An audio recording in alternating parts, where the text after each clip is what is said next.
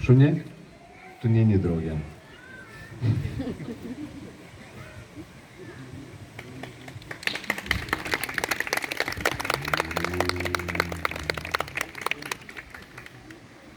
Palaikymo komanda pasidėtų, tai gali ateiti draugės tokia.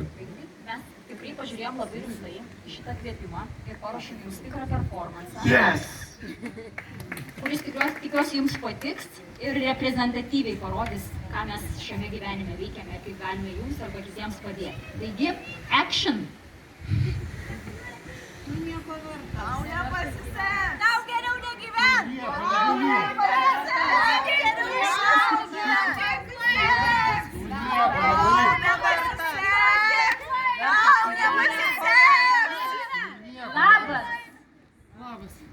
Aš matau, kad tau sunku. Ar nori papasakoti, kaip tau sekasi, kaip jautiesi, kas tave slegia? Aš girdžiu balsus, mintis mane varo iš proto.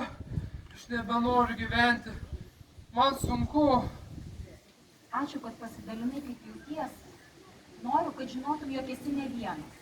Tu esi ypatingas. Esi svarbus. Tavęs reikia. Tu vertas naudos. Tu vertas pagarbos. Tu esi vertas sveikatos. Tu esi vertas ramybės.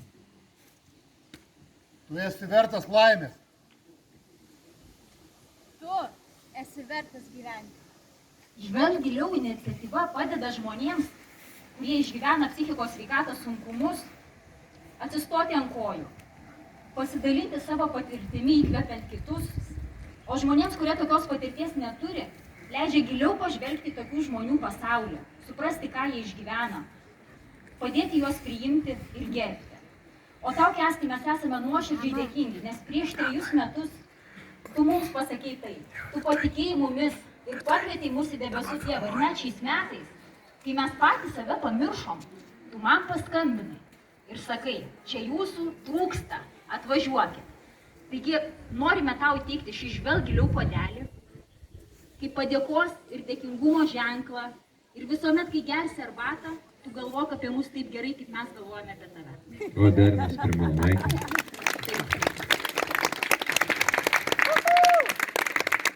Nu iš čia pavarė. Pasito labai išgirstas ir wow. Ačiū Jums, Jūs esat nuostabūs. Ir taip pat dėkoju Lietuvos Karitui, kurie yra su mumis tam, kad mes galėtume būti ir kalbėti drąsiai.